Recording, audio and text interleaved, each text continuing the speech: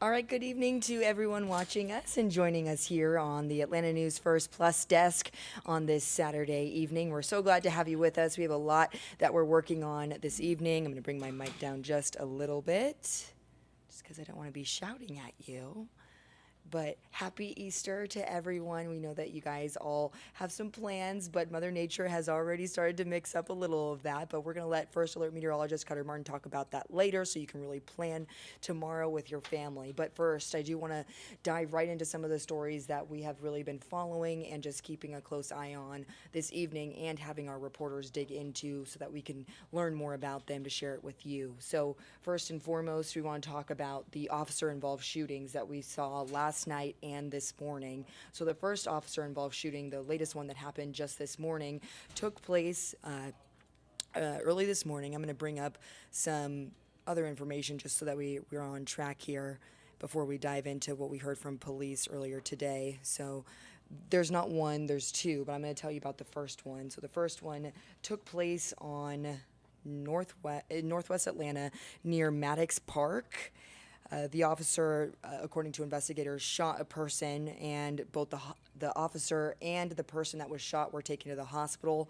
It's unclear right now how the person is doing that was shot, and it's unclear how the officer is doing right now. And the Georgia Bureau of Investigation is now taking over this investigation and working on that. Anytime there's an officer involved shooting, the GBI handles it. So we did go out there and we did manage to speak with police, so I'm going to let you hear from them.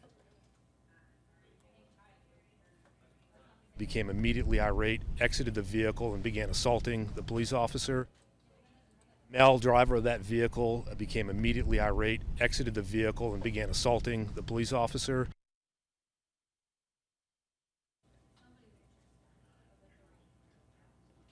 So that was very little information that we were able to get from police, but at least a bit of a narrative right there just to kind of tell you what they were able to gather from the very start when they were able to get their preliminary details. But that's not the only officer involved shooting that we want to talk about tonight, because we also just got information from the GBI that they are investigating an officer involved shooting that took place last night involving a 17-year-old.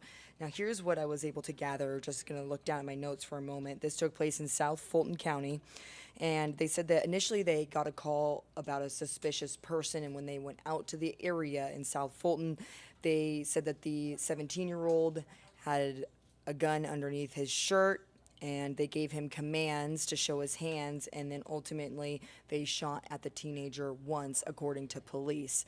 Now, the teen was taken to the hospital, marked as critical condition at that time. It's unclear how he is doing now and any other details from what led up to this shooting besides that. And if there was any surveillance in the area, we have not heard from any family members or even neighbors, but we do have our Atlanta News First reporter, Asia Wilson, working on the officer-involved shootings that took place. So we're going to have some more information on both of those shootings, hopefully tonight in just about 30 minutes, so make sure you tune into our newscast. All right, so moving on now, we want to talk about something that immediately caught my eye and something that I want to make sure that we keep in our newscast until we can, of course, help our community in any way possible to bring this person into police custody. I want you to come take a look at this video right now. Peek up, because this is a person who Atlanta police need your help finding. They say the man you see walking attacked a woman who was walking to work in Buckhead. This is the person who they want you to keep an eye on right here. He's wearing a mask, and they say this happened around 7 a.m. on March 30th. The victim told police she was walking to work on Piedmont Road when the man pulled into her parking lot and pulled out a knife, choked her, and tried to rape her.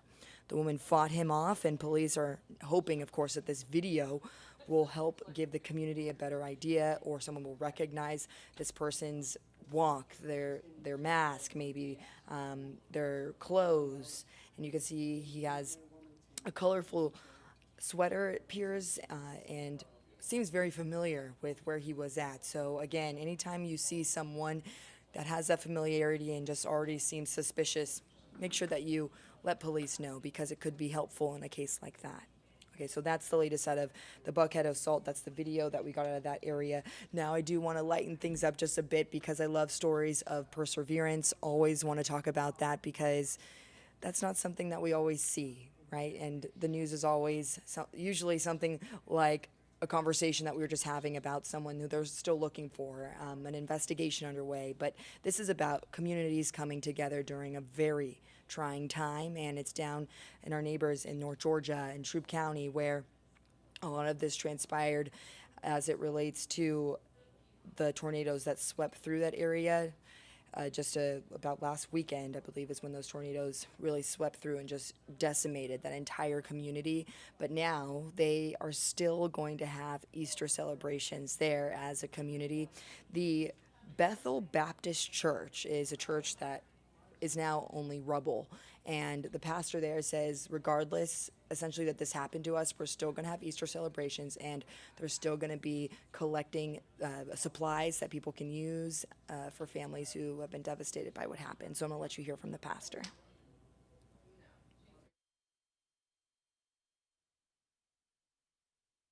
Despite all the damage that we've received, all we want them to see is that God is still working. God is still working, isn't he always? Well, as you can see, if you look at these images right now, I mean, you see people holding just necessities like deodorant, Vaseline, water. These are the things that are making a difference for people, and just such a reminder of how grateful we all need to be, because when this storm really touched down, of course, we're there. It's the top story everywhere, but this is us continuing our coverage before, during, and after the storm, really showing you how communities show such resiliency during times like this.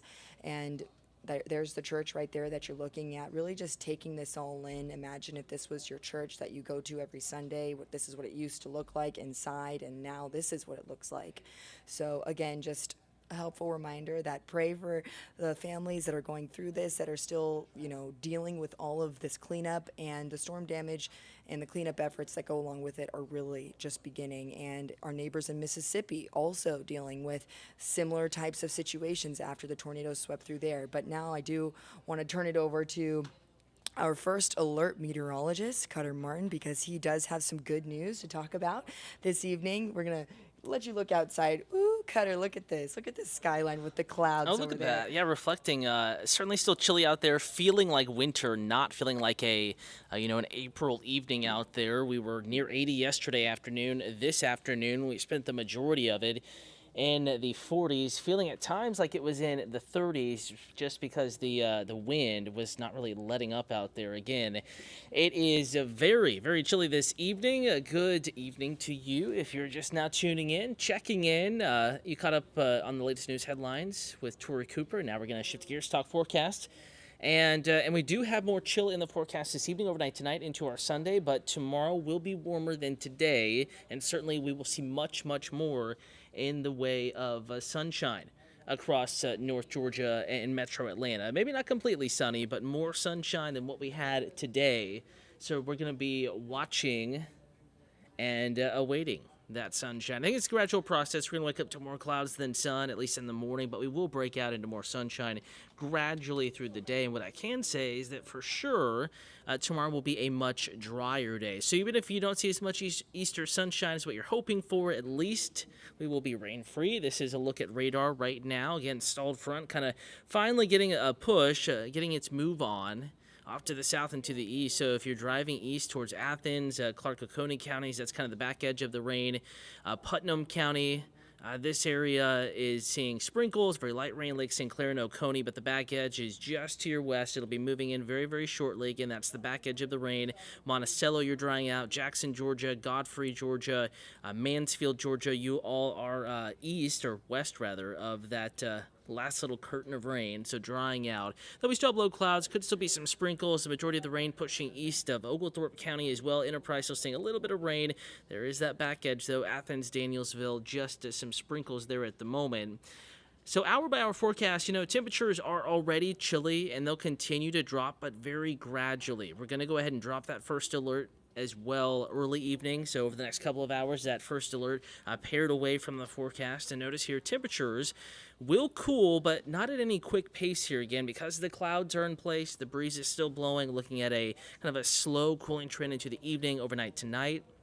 But I do think that regardless of whether your neighborhood is 39 or 42 or 44, wherever your neighborhood, falls, regardless of what that exact number is, it is still going to be a pretty chilly across all of North Georgia tomorrow. In fact, there's a chance mountains could fall back into the 30s tomorrow morning if we can clear out enough tonight into our Easter morning. You factor in the breeze, and it could feel like upper 20s and lower 30s. Don't think we're going to see anyone actually reaching freezing. Nonetheless, it is going to be very, very chilly across North Georgia and metro Atlanta tomorrow morning. You can see the hour by hour if you're up and at them pretty early, 7, 8, 9 o'clock in the morning, maybe getting out to some of your Easter plans. It will be chilly and feeling even colder with that breeze factored in. Let's see. Reginald, hello to you. Happy Easter. Max, hello. Thank you for watching. Appreciate the viewership. If you all have any weather questions, comments, concerns, feel free to give us a holler. We are live streaming on YouTube and on Facebook, Atlanta News First, the accounts to like and follow. Let's see. Nice stream. So we have some comments. Max is watching. A lot of avatars there on the YouTube account. If you have any weather questions, comments, concerns, again, give me a holler on YouTube and or on Facebook, and I'll do my best to answer back. All right, here's a look at low temperatures across the metro and all of North Georgia. Not too much cooler than where we are right now. Maybe it cools another 3-4 degrees overnight tonight. It's not a drastic drop in temperature. It kind of just remains chilly to cold. Low to mid 40s, the rule across the metro, but look at Blairsville, 36. Canton, 40. Gainesville, Hall County, up on Lake Lanier, 40. Athens, 41. Carrollton, the far west side, 40. So there will be some spots in the upper 30s tomorrow morning, thinking lower 40s inside the perimeter I-285. And we will be rain-free. That is perhaps the best news. Let's start your Easter hour-by-hour forecast here. Again, we'll start it off early. If you have to get up early, maybe get that lunch, the ham in the oven. If you're up early, it's going to be chilly, but it'll be clearing out by that point. Again, hour-by-hour forecast, 8, 9 o'clock in the morning, still chilly. More clouds south of I-20, but definitely some sunshine mixing in, especially metro Atlanta, 85 corridor, heading up into northeast Georgia, the upstate of South Carolina. And with sunshine, temperatures responding pretty nicely. So after church or whatever your plans are, brunch plans with friends, maybe an Easter celebration, Passover, Ramadan, a lot of things going on this time of year, and a lot of family and friend gatherings. And if they are occurring 10, 11, noon tomorrow morning to afternoon, sunshine winning out, except for some areas south of I-20, again, Griffin, LaGrange, Roanoke, down to Macon, Warner Robins. Clouds may linger just a little bit longer, but elsewhere, it's going to be a nice day with more sunshine. Notice Blue Ridge, 64, probably one of the clearer spots.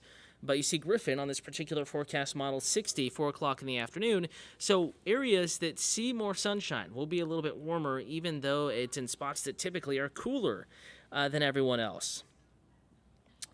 Max saying, what do I think of his avatar on YouTube? Love it, Max. Thanks for always watching on Facebook and on YouTube. Appreciate the viewership. Going deeper into our Easter afternoon and then evening, maybe a spotty shower in North Georgia mountains for northwest Georgia. We're talking about a 10% chance of rain, not for metro Atlanta. So any evening activities you have going on, we're good. Clouds do increase again, though, Sunday night into Monday. These are high wispy clouds, no rain falling from these. So it'll be chilly. A chilly start once again to our Monday. Temperatures back in the upper 50s and 60s, though, into the afternoon. So certainly a recovery from how dreary our Easter weekend started. Tomorrow, much nicer.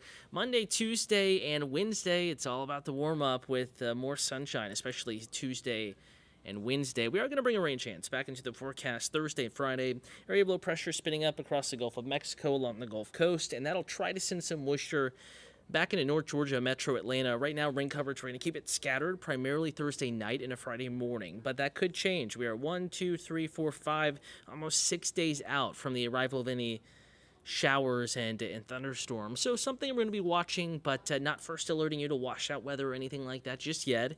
Of course, if it does trend wetter, we will let you know, give you that first alert. Speaking of, our latest round of rain is continuing to shift out. Clouds are low. You can see the trees are moving. Breeze is still blowing, and temperatures are still in the 40s. So it's a chilly evening. Go outside, enjoy it. Now that the rain is wrapped up, if you have any evening dinner plans or after dinner drink plans, enjoy your Saturday evening. Hey, we're back on TV in about 30 minutes. Atlanta News First on Peachtree TV, 9 o'clock hour, 10 o'clock hour. Then we're back on Atlanta News First, WANF, At 11 o'clock for a half-hour newscast, another check of the First Alert forecast. In fact, a few. Some of this new data comes in this evening, and if you're away from the TV, you can stream that newscast at AtlantaNewsFirst.com and in the Atlanta News First and First Alert weather apps as well. Have a wonderful evening. Stay dry, stay warm. Your First Alert forecast and latest news headlines coming up here in about 30 minutes.